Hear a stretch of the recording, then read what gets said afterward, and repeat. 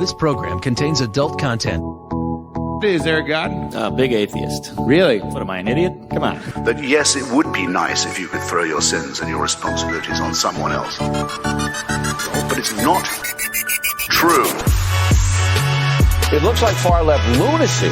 I don't believe that it's true that religion is moral or ethical. You don't need to follow anybody! It's not human intelligence! If someone doesn't value logical consistency, what logical argument are you going to give them that will demonstrate that they should?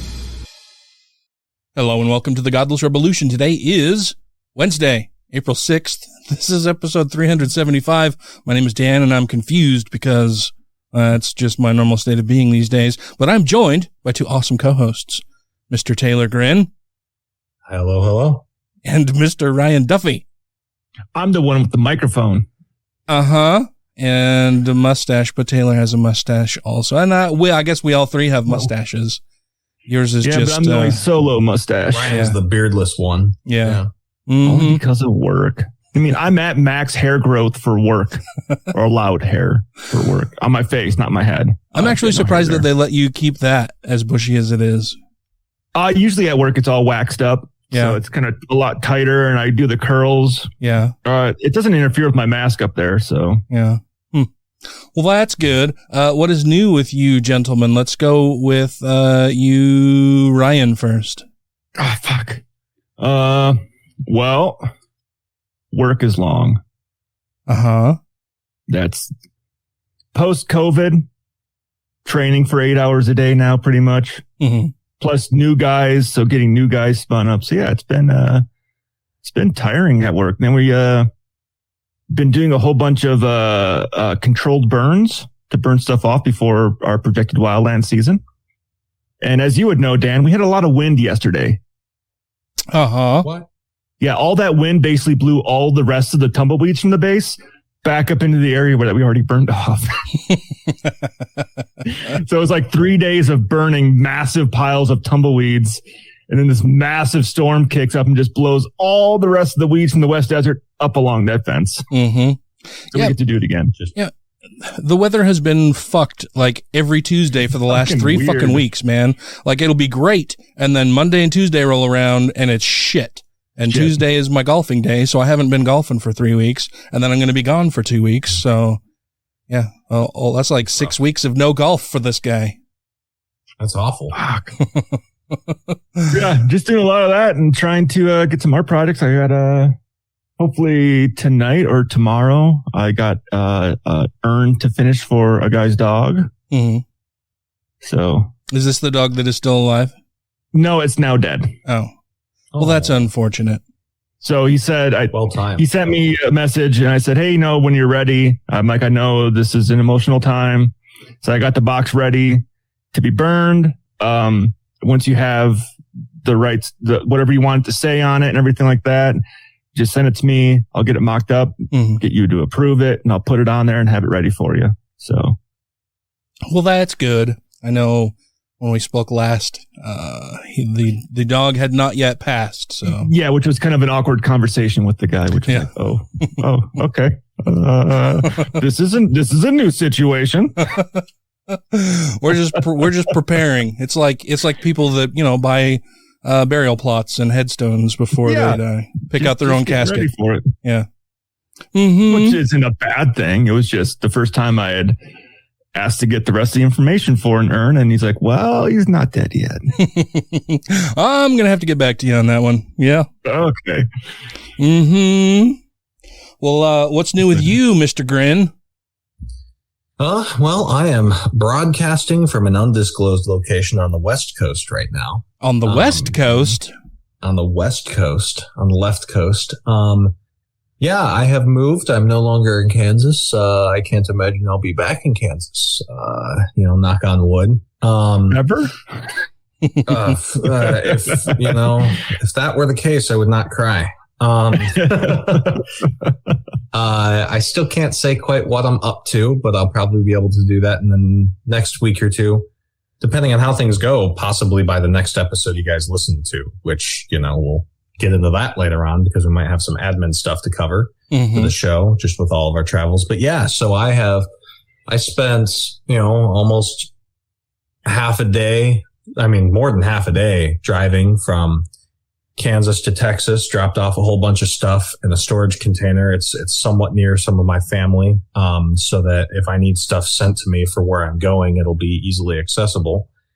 And then I flew out to California because there is I've got some friends who are going to be watching one of my 2 cats, which I'm very grateful for, because you can only fly internationally with 1 cat per person. There's a reason for that. What's that? There's a reason for that. Is 2 there? cats are evil together. I don't know that that's the case. They will take the fucking plane down. It's the nexus of evil. They conspire. They fucking conspire. Yeah. Anyway, yeah. So, and then it's close to an embassy for reasons that I'll get into at a later episode. So, yeah. Cool. There's that whole thing. Mystery man. I'm sorry to be vague posting on the show, listeners. But, yeah. So, in terms of story, if you ever board your pets, check on them. Surprise the people you're boarding your pets with and check on them. I was boarding both of my cats. You can hear one of them playing with a crinkle ball right now, I imagine. I was boarding both of my cats. I pulled one of them out early and took him to another boarding house because he needs to be checked out by a vet before I do the thing I'm doing. The other pet was still in there with the cat toys that I left them with. And vet 2 asked me, hey, do you want any toys for Avocado? My older cat. And I said, oh shit, they're back with Corvo at vet 1. So I went back to vet 1 and I said, hey, let me grab my toys. And they were like, oh, well, how about you just come back and grab them? Right. And, so I went back and I grabbed them, and, Corvo, who was supposed to have been left in his cage with his toys, had none of his toys in his cage. And he was like, heck, his body was pushed as far back in the back of his cage as possible because he was just trying to get away from everything. His eyes were like dinner plates and his ears were all the way back, and he was very clearly terrified. Yeah, I was going to say, it sounds like he's scared shitless. Yes, scared absolutely shitless. And so I walked over, opened up the cage, and he smelled my hand and hugged me. Aww. Corvo is still figuring out pets. Yeah. He still kind of ducks his head when I try to give him head scritches, and he just immediately jumped up onto me. Have you come to rescue me? Please say yes. Yeah. So I was like, oh no, he's leaving now. We are done here. I am never coming back here again. And it was everything I could do not to go like Liam Neeson on the entire clinic. He was very distressed. And, so just, if you board your cats, I would strongly recommend do it a day early and then surprise visit to make sure that they're actually treating your animals well. That's unfortunate. I'm sorry, man. That's got to be so aggravating. And then it's like, well, shit, who can you trust now? And right. Where do you leave them? And how often do you feel like you need to check in? And then you're going to be constantly worried about it. That sucks. Yep. It's easily the top 5 most angry I've been in my life. Oh, wow. Yeah. Yeah. It's always been a fear of mine for if me and Sarah want to go on vacation, what do we do with our dogs? And what's a good boarding place and how are they going to react to it? Leave them with a place that's a former religious cult or whatnot. There is that place in Utah. I know, that was a callback. Yeah, in southern Utah. Yeah. Yep. Yeah. When I found that out, I was like, holy shit. And Sarah and I thought about going there. Yeah, I've finally been going back and listening to the backlog of our episodes because I don't listen to my own show. And I hate my own voice. Yeah, well, it was a good callback. Yeah, speaking of boarding dogs and not knowing what to do with them when you travel, so Tracy and I will be going to the American Atheists Convention next week. By the time you all listen to this, it will be over and done, and I will be back. It'll be the end of April, probably, by the time you hear this, because I've just been so busy. This will be the 3rd episode in the backlog of episodes that I need to get out. No, second?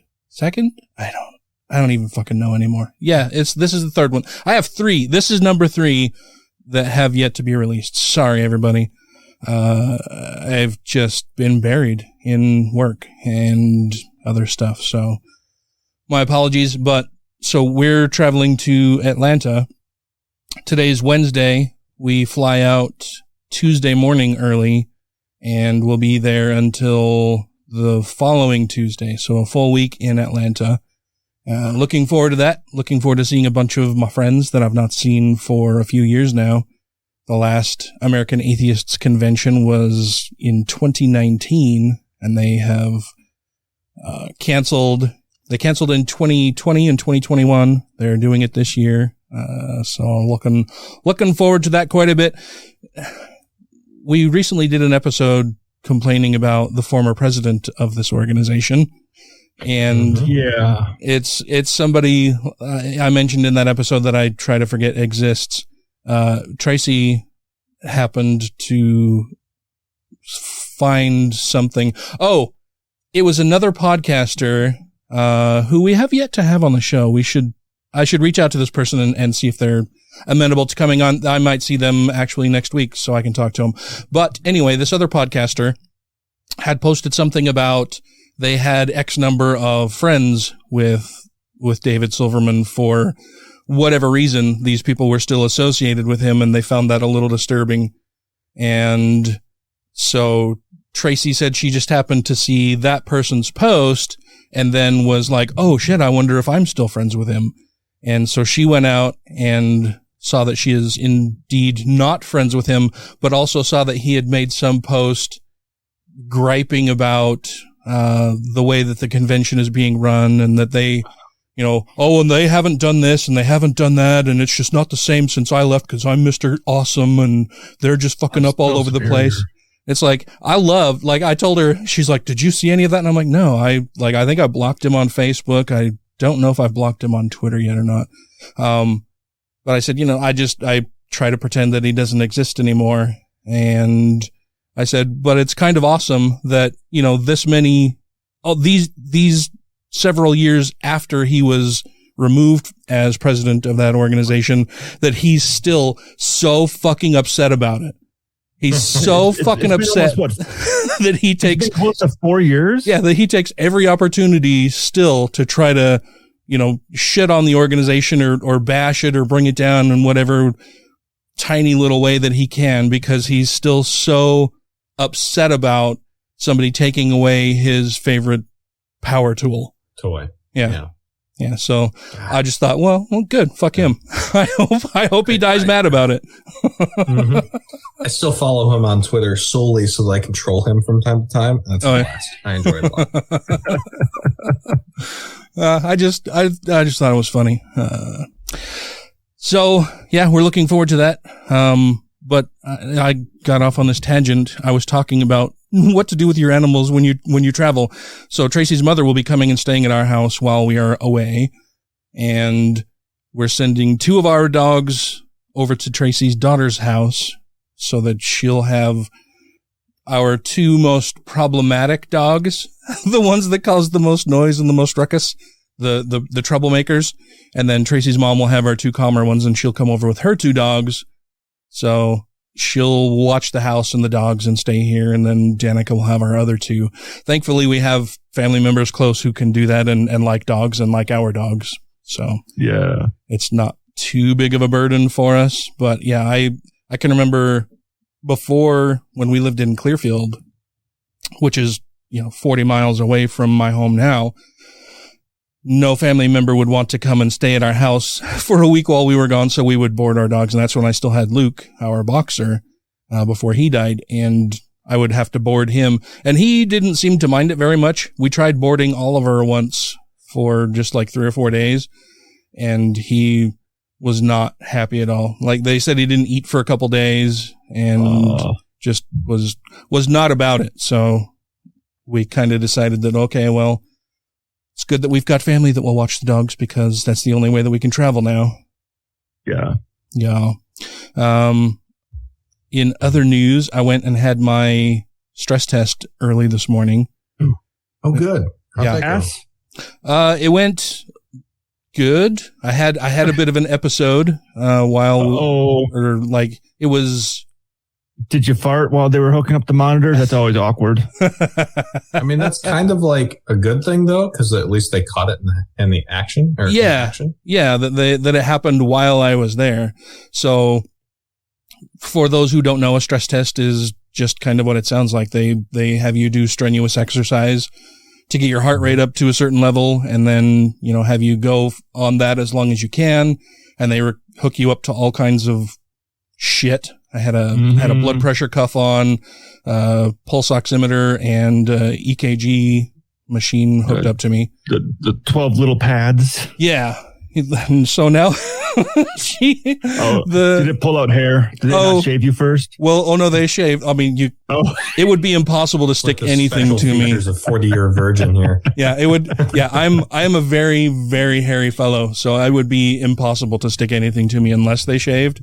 So she shaved, and she's like trying to catch the hair as she's shaving these little spots. And now it looks like I'm like a fucking red and white checkerboard.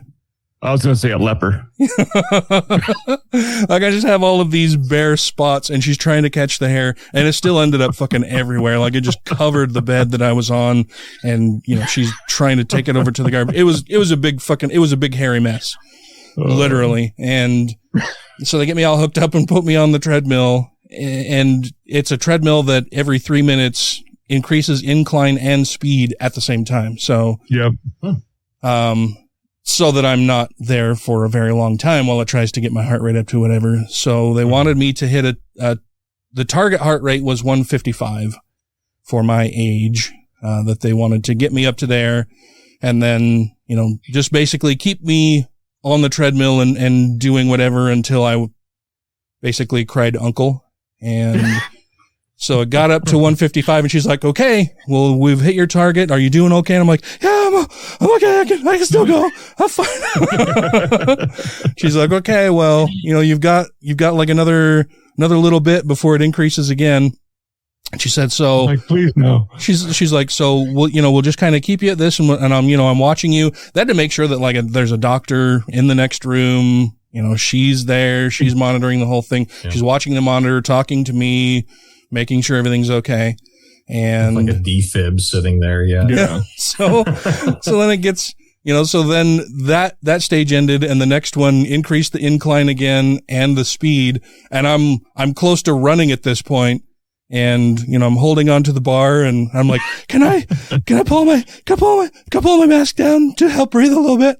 Cause my blood oxygen started dipping under 85. So then it started beeping. Oh. And I'm like, can I pull my mask down? So I pulled my mask down. She's like, yeah, that's fine. Pulled that down and got it back up to like 87 for a bit. Which is still too low. It was, she said it's okay for a while. But okay, like not to, you know, sustain that for a long time. But, so, you know, it got above 85 again. Like it was bouncing between like 87, 89. And, you know, she's like, are you doing okay? And I'm like, yeah, I'm okay. And she said, okay, well, so this cycle, you've got like a minute and a half left on it. Are you doing okay? You want to keep going? And I'm like, I think I'm okay. Like when this one's done, then no, I'm afraid of the next one.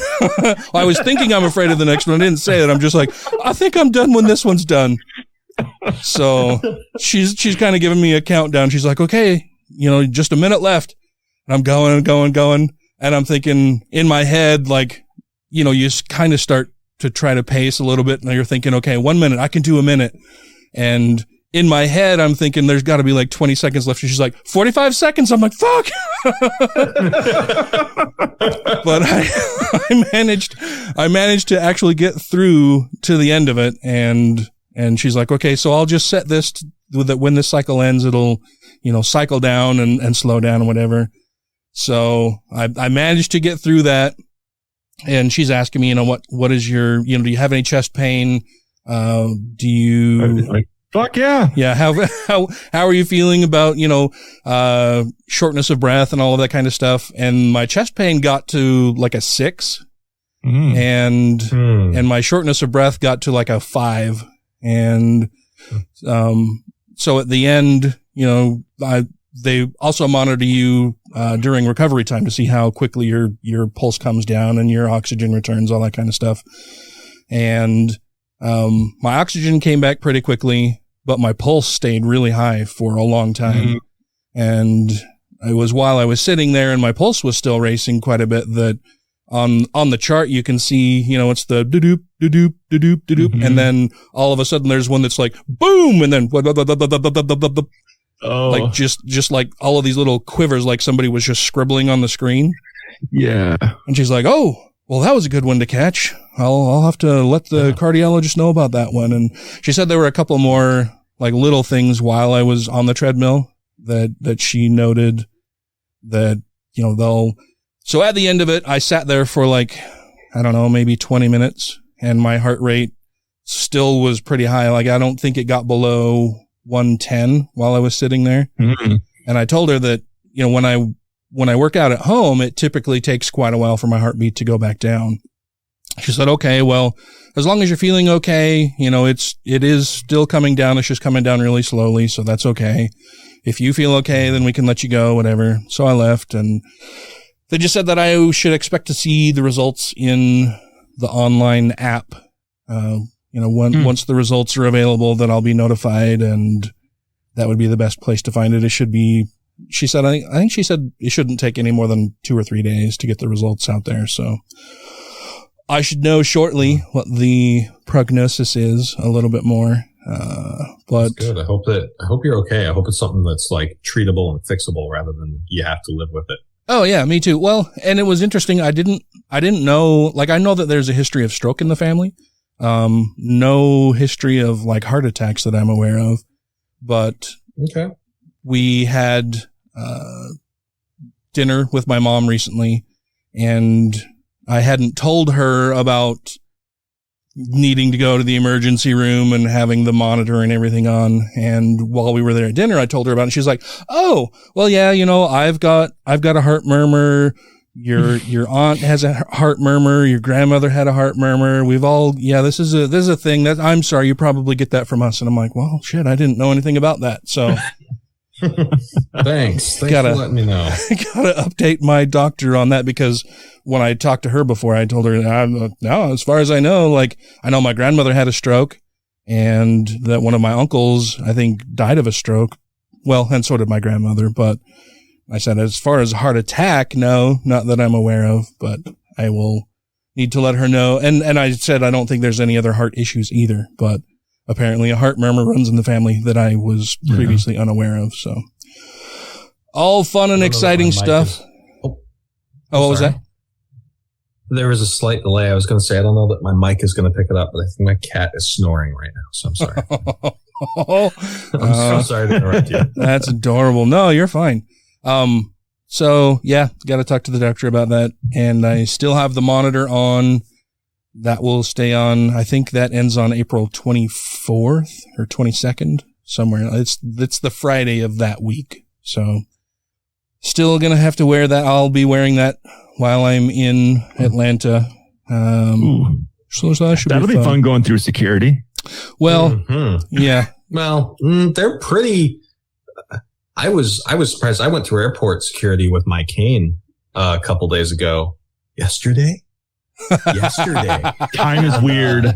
I can't even keep it straight. I don't know what state I'm in right now. It's a lot. I went through airport security yesterday with my cane and a cat, and like the amount of like, all of a sudden it was like 9/11 never happened, and they just sort of ushered me over to a chair and like dabbed me down with the little like gunshot residue explosive tracking bullshit swabs that they have. And they were like, do you have anything weird in your bag? And I was like, no. And they like just lightly tossed through it. And they were like, all right, you're good to go. Like, get out of here. And I was like, that was awesome. You rascal, you. Off you go. Yeah.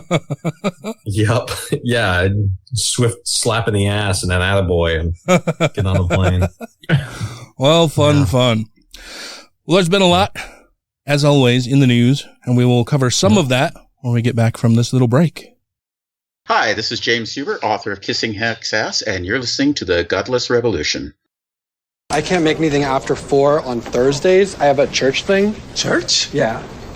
Your last name's Steinberg. Oh, I'm a Jew for Jesus. Jew for Jesus, really? And you think he's sincere about it? Oh, totally. Yeah. I was so shocked and stunned. That face, that punum. And by the way, you look at this kid, his parents are a big bowl of Jewish. He's screaming Jew. What do you think about this whole Jews for Jesus thing? That's crazy stuff. I don't know why anyone would do that. You know, when you're a Jew for Jesus, you're embraced by the Gentiles immediately. Right. But as much as you're embraced by the Gentiles, you're reviled by the Jews. He's considered like a traitor. That's right. He's left us. The Gentiles are liking him. They'll put that one in the front. They're proud of that. We took him in. Yeah. We got one. We got one. Thank you to everybody who has rated the show on iTunes and Stitcher and are following us on YouTube, Twitter, and Facebook. And to all our Patreon patrons, you make the show possible. So Ryan threw 3 different articles about abortion into the mix for this evening's show, and I have not had a chance to review them. I haven't read them. I'm a little in the dark. I've just been so fucking busy with work lately that I'm like, the world is passing me by, and I've just got my nose to the grindstone, and it's wearing my face off. Yeah. But what's with these stories that you've got here in the queue for us? Well, I guess first is Oklahoma. Uh-huh. So they got Senate Bill 612, which is Dateline, Oklahoma. I was taking a shower before we got on, and I kind of was trying to think of a song in my head, like Oklahoma, where the religious bigots live. And I couldn't think of any other fucking words for it. Where the wind goes whistling around the plains, or I can't remember how the song goes. Something about wind in the plains and Oklahoma. Yeah. Well, they're recycling a bill. So this is actually Senate Bill 612 is a bill they've recycled because the previous governor, when they tried to get this through, didn't want to. Nope. We'll veto that if it gets to his desk. We're not going to pass that. Mm-hmm. Well, the current governor of Oklahoma, which I can't remember, Governor Kevin Stitt, has basically said if any anti-abortion bills come to his desk, he will sign it. Oh, really? Oh, wow. And when this bill was sitting there, it only took one person to bring it up. One person brought it up. They brought it to a vote, and it passed 70-14 on Tuesday, the day we're recording this. Kevin Stitt. Fuck you, Kevin. Yeah. So what does this bill do? Well, if you provide an abortion, they want it to be a felony, and you could face up to $100,000 or a maximum of 10 years in prison. Now, I found that to be kind of scary. Uh-huh. But there was one line from this article from NPR that stood out to me the fucking most. A fine. So it says guilty of a felony and could face a fine up to $100,000 or a maximum 10-year prison sentence. Yeah. It's fucking outrageous. So we're going to force women to bear children, to carry fetuses to term. We're going to force them to be hosts to a parasite. Yep. And then what are they going to do? Are they going to force them to remain parents also? Well, if they don't remain parents, they will probably put them in jail for neglect. God damn it. And make them pay a fine as well. These religious fucking bastards, man, just spreading their bad ideas and bullshit everywhere they fucking go. Yeah. But, I mean, not in this article. And I grabbed another article. We might get to that one. But there is the, I guess, cause and effect. Texas passes a law, basically banning abortion. Not really, but kind of subtly banning abortion. So people don't want to get an abortion in Texas anymore. So they go to neighboring states like Oklahoma. Well, it was already so fucking difficult to get an abortion in Texas because they had passed all kinds of obstructionist laws that made it so fucking difficult to get an abortion there. Yeah. They had what was it, 3, maybe 4 working clinics in the entire fucking state of Texas? So they already had to travel. So the old argument of, well, you can travel to another state to get an abortion. Well, that's what people do. But those other states might not be able to handle the influx of people coming to their state for an abortion because they weren't ready for it. But so if you notice, it said they want to make it a felony because they're also anticipating this. And this is from Mary Ziegler from NPR. She says, I think that this is just a reflection of the fact that that lawmakers in Oklahoma, as in much of the country, are pretty confident that the Supreme Court is going to overrule Roe. And that it's just a matter of time until a law like this can go into effect. That part scares me. Uh-huh. Yeah. She also says they may lose the battle. So she's talking about if they bring this to court, they may lose the battle, but they think in the end they'll win the war of banning abortion nationwide. Mm-hmm. Yeah. At least until, progressives have been put back on the Supreme Court, which could take a while. Yeah. Yep. Yeah. Elections have consequences, and unfortunately not enough people are participating in elections here. And even when some of them do, they're voting with their hearts instead of their fucking brains. Right. They're voting for libertarians or Green Party or somebody else who doesn't have a fucking chance at the national level. And so then at the national level, we get a bunch of right-wing lunatics who win elections instead, who appoint people to the Supreme Court for lifetime appointments. And we end up with a conservative activist Supreme Court that is going to overrule Roe versus Wade and set the timeline back for women by 50 years. I saw a good meme today. Can't remember if it was today, yesterday. I'm like, Taylor, I forget what fucking day it is. It said vote like Ukraine. And for a second I had to think about that. I'm like, oh yeah, when Zelensky got voted in, they had 90 some odd % of the populace vote in that election. Oh wow. It would be nice if we could get those kinds of numbers here in the U.S. Yeah. Vote like Ukraine did to get Zelensky into office. An overwhelming number of the population overwhelmingly voted for him. So yeah. Vote like they did for their own democracy. Australia does. They have so-called mandatory elections, right? So notionally, everyone has to vote. What happens is there's basically a $50 civil charge if you don't vote. So you get a ticket if you don't vote. And most people, out of just game theory behavior, don't want to have to pay a $50 ticket. It's easier for them to go vote because then they've got to go to a courthouse and pay money if they don't. So they got to make a trip anyway. Everyone has to vote. You no longer have the effect of only people with the most extreme views tend to vote. So people who are more moderate tend to get involved. Mm-hmm.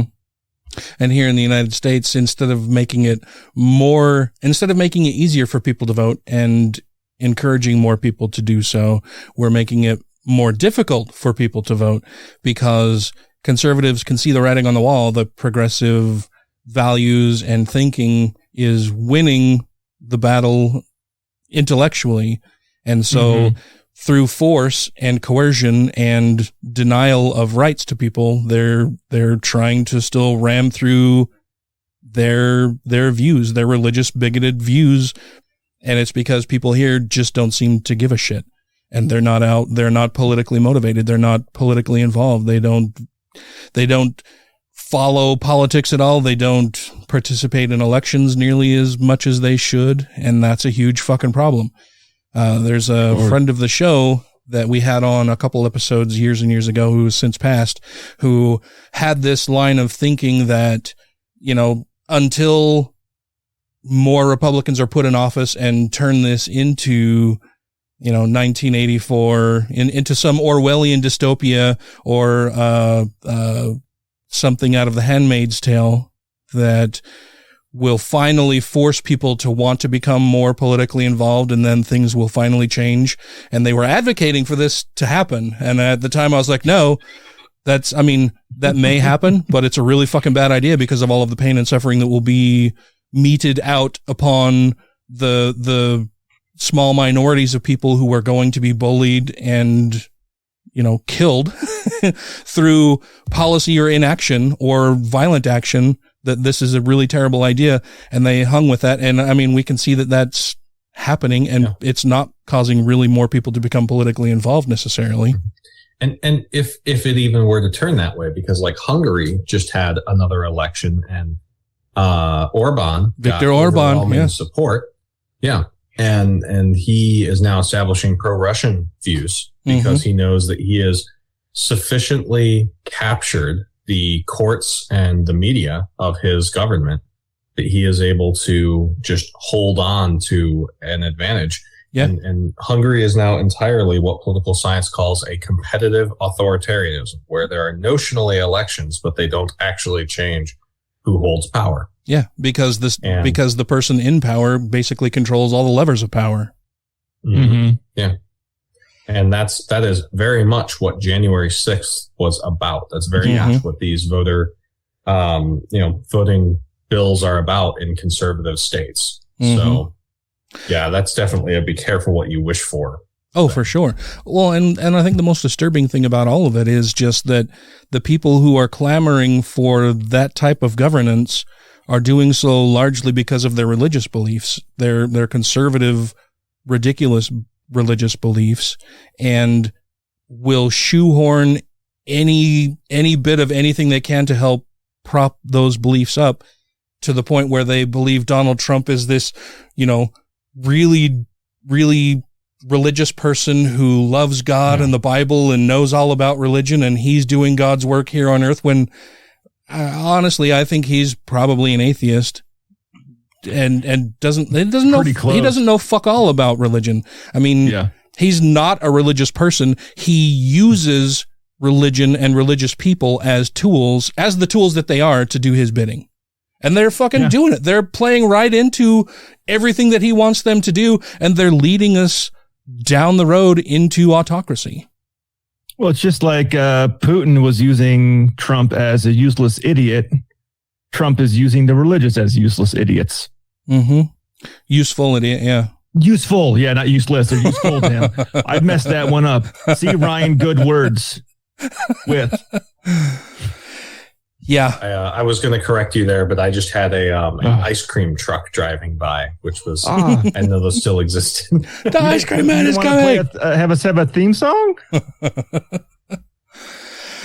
Yeah. There's an individual who's close to me who is incredibly savvy on basically everything involving Russia, and who is also incredibly conservative. And I was having a conversation with that person this last weekend, and I could tell how very split this person was because on the one hand, they were knowledgeable enough to know that Russia was the bad guy, but captured enough by Fox News bullshit to be like, but there's something about Biden and Ukraine. And it was just like, oh man, the cognitive dissonance is very strong in this one. Yeah, I mean, that's just like we were talking pre-show about when I was at work the other day. I was at the clinic and Fox News was on, and they were talking about Hunter Biden, the laptop, Burisma, and the law, and all the stuff going on.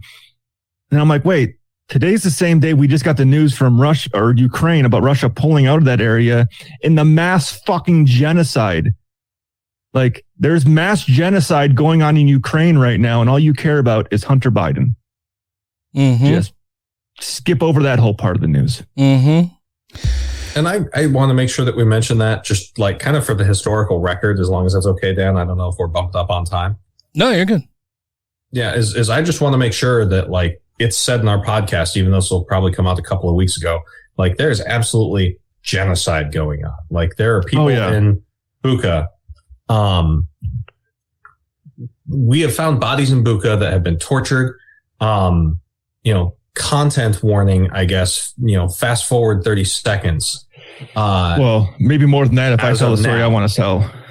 Yeah. Fast forward at least 30 seconds, right? But they have found girls as young as 10 with torn vaginas, meaning signs of rape.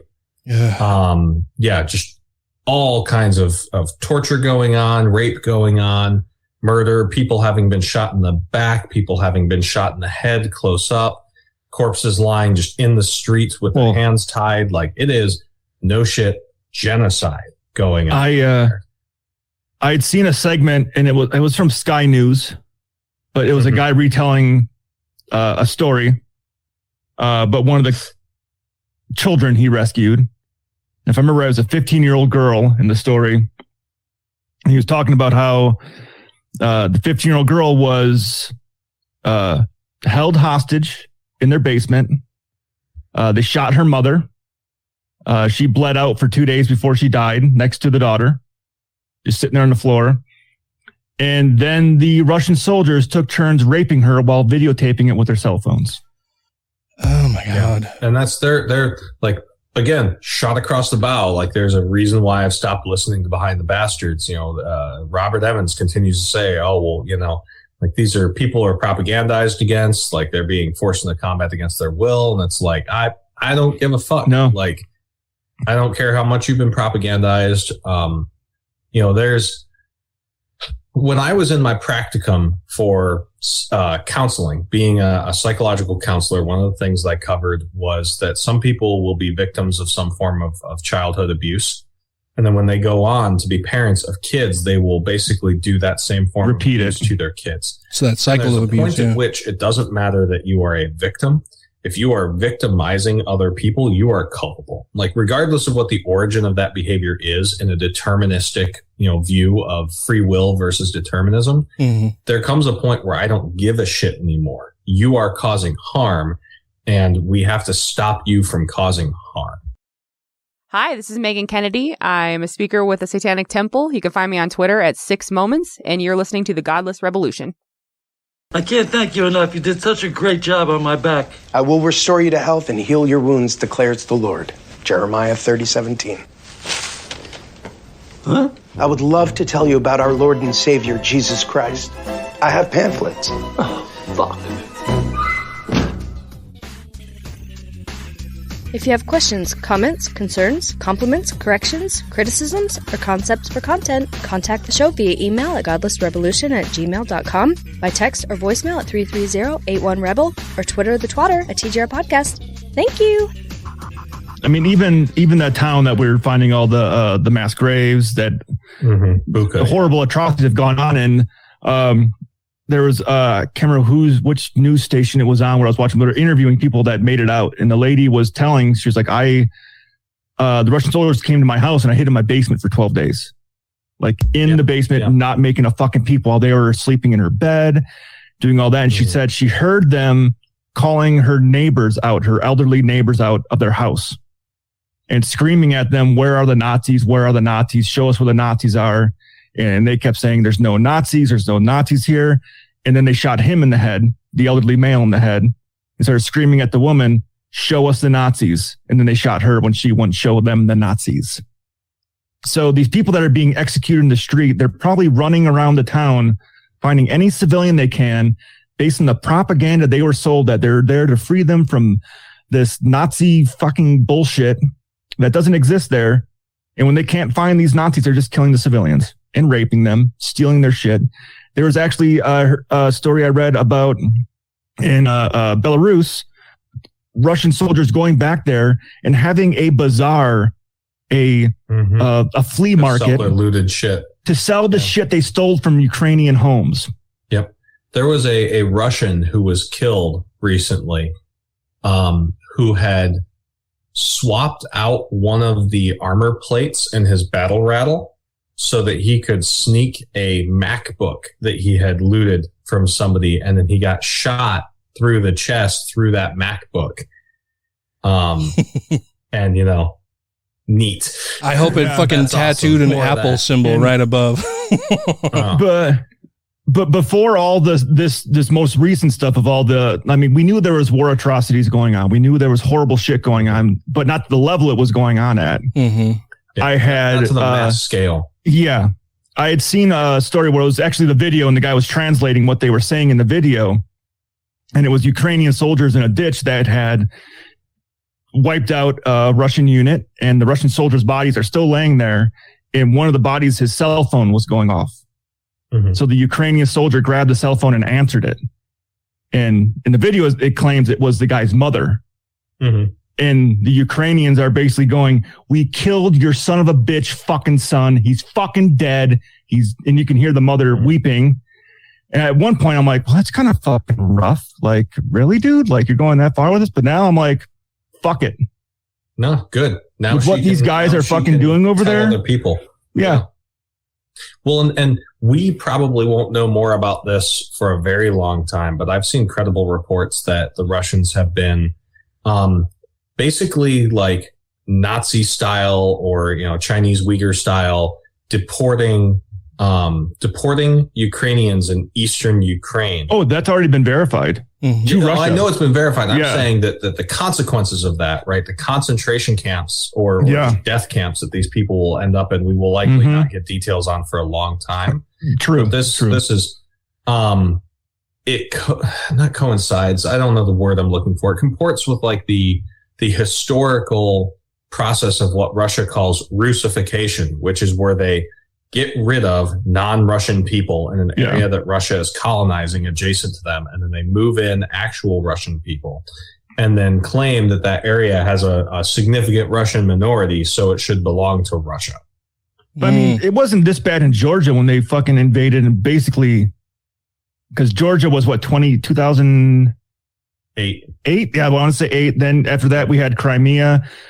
Mm-hmm. I mean, Crimea had, Ukrainian, Russian people in it, but Georgia, like they didn't go to the same extent. And that's, I guess when they did what they did in Georgia, we should have stepped in then. Because I think allowing that to happen, allowing Crimea to happen, Putin felt like, well, I could do that. We've been enabling the other one. Yeah. I'm just going to keep going. I agree. Yeah. I mean, the best time to kill a Russian soldier was 12 years ago. The second best time to kill a Russian soldier is today. Right. Mm-hmm. So. Yeah. The world has just been enabling Putin for a couple decades now. like they've let him get away with atrocities and suffered no consequences. Right. All of the reporting that I've seen lately talks about how, nobody can see any way that Putin and Russia can rejoin the world order anytime, like ever. Like nobody can see any pathway for Putin in particular to be able to rejoin the world order, right? That he's going to be a pariah for the rest of his miserable fucking life. Oh yeah. And whoever should be. And as the Russian country deserves to be. Yeah. And whoever takes over for Putin afterwards is going to have a deep pit to crawl out of to be able to get back in good grace with the rest of the world. Oh yeah, for sure. Yeah. I saw reporting just today that said that, with the sanctions that we have in place now, that Russia's GDP will dip by double digits. That will basically erase the last 15 years of gains that the Russian economy has attained. And I think they said it was as much as 30 years. Yeah. And the numbers I saw was 20% inflation. Well, and let's play a game here. How do you guys think that this will end? And because in my opinion, I don't see this going any which way other than eventually. I mean, I think World War III has started. It's just how fucking long is it going to be before the rest of the world recognizes that and joins in the fight to stop the murder of all of these innocent civilians in Ukraine? Well, if we look at World War II essentially started in 1938. Yeah. Mm-hmm. Most of the rest of the world did end up entering until 1941, 1942. Mm-hmm. And we didn't enter into Europe until 1944 officially, the US. I think it breaks down with Hungary, right? I think that what happens is the first time that the EU tries to do some form of sanction and Hungary tries to veto it, that causes a schism. And that's when like it becomes a European war as opposed to just a Slavic war. You know, I don't think that Hungary will start fighting. But I think that that's when the economic war starts to spread to Europe. And I'm going to stick by what I said. And I'm really happy to have seen that, like, this is now also being said on things like the Ezra Klein show, is that in the sense that automatic weapons and planes and that kind of thing fundamentally changed warfare in World War I versus, say, the American Civil War, that economics are going to be a key part of this World War III.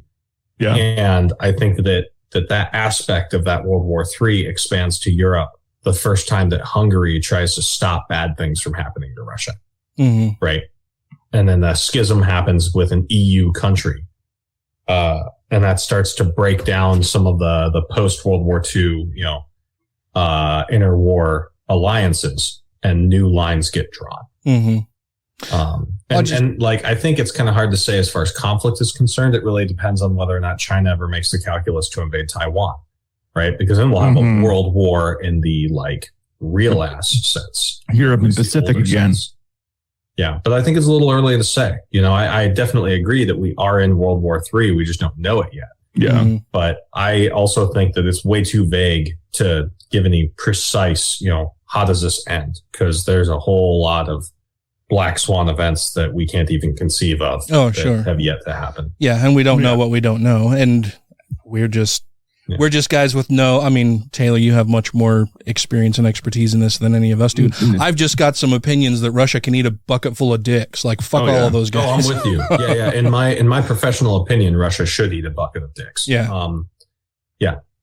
So my thought is we're going to find out this summer.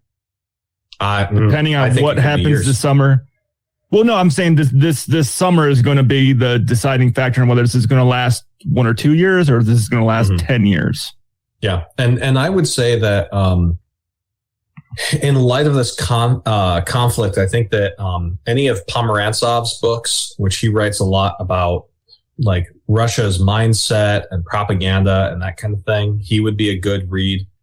He's got one, I want to say it's everything is true, nothing is permitted or something like that, kind of like the Assassin's Creed quote. Mm-hmm. I would also say go out and grab, Barbara F. Walters, How Civil Wars Start. That book has been great just for seeing how conflicts start, even more than just civil wars in general. And I've been loving that book. Mm-hmm. Yeah, you can't do wrong by picking those up and giving them a read. Yeah, I don't know. The world seems to be going to shit, sliding pretty quickly into conflict everywhere. I think the pandemic had a large role in that slide into chaos and incivility. Historically. Yeah. Yeah. I mean, diseases tend to be part of a cycle that causes big changes like that. I mean, look back to the bubonic plague and everything that followed in Europe after that. Mm-hmm. So, yeah. Well, and I've noticed bubonic plague lasts for 500 years.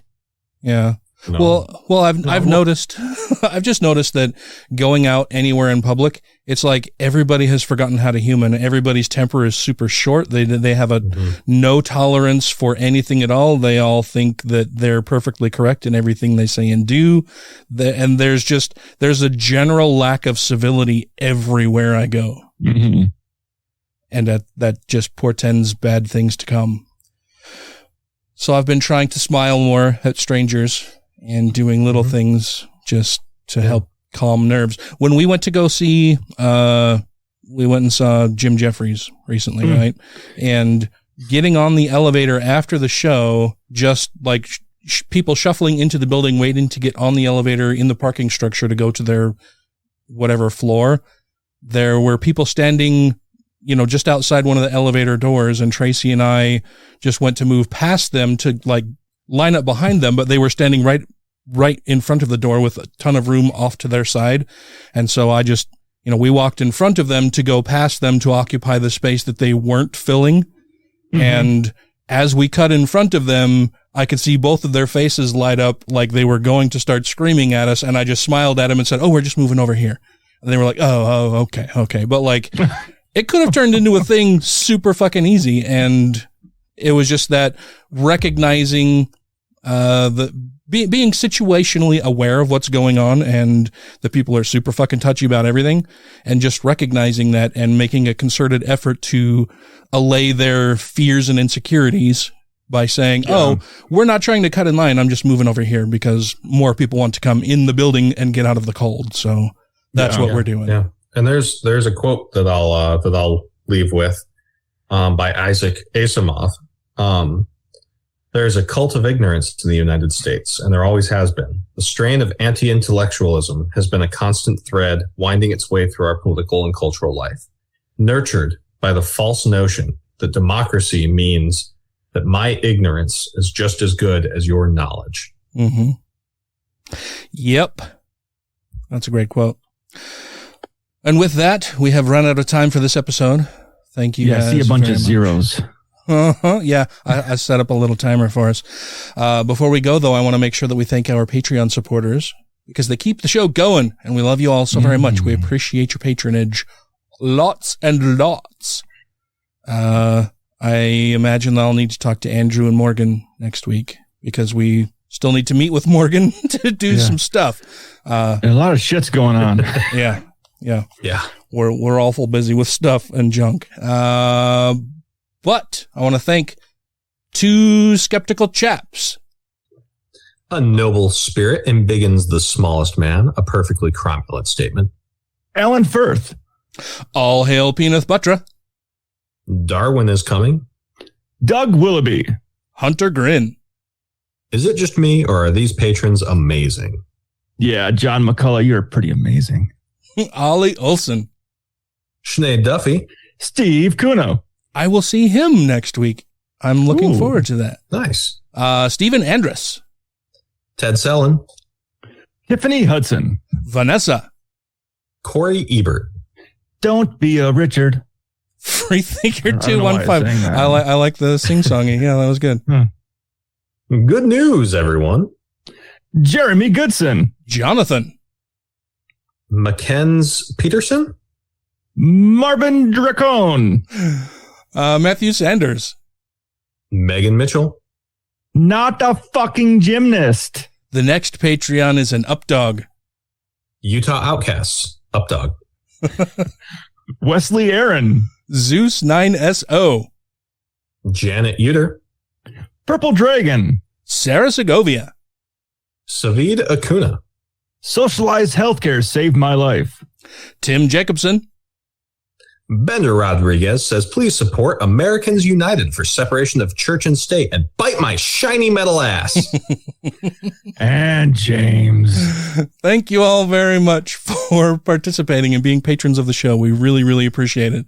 If you would like to become a patron of the show, you can do so very easily by going to patreon.com/GodlessRebelution, where you can contribute as little as $1 per episode. And then you get bonus episodes every now and then. You get extended outtakes. You get clips from the cutting room floor. You get the episode before everybody else. All kinds of fun stuff. And the knowledge that you help keep the show going. So thank you. Thank you all very much. Thank you guys for joining me this evening. I appreciate it. I hope you're doing well. Taylor, from your undisclosed location, I hope everything is going well. Yeah. Thank you, guests, for putting up with my room noise for a little while. Sorry about my travel mic. Yeah, and I am going to go have some dinner now. Ooh, that sounds fun. All right, love you guys. Take care. Love you guys. Oh, yeah. We will chat with you next week. My cat has been sleeping through almost the entire episode, and his nose has started whistling halfway through the show.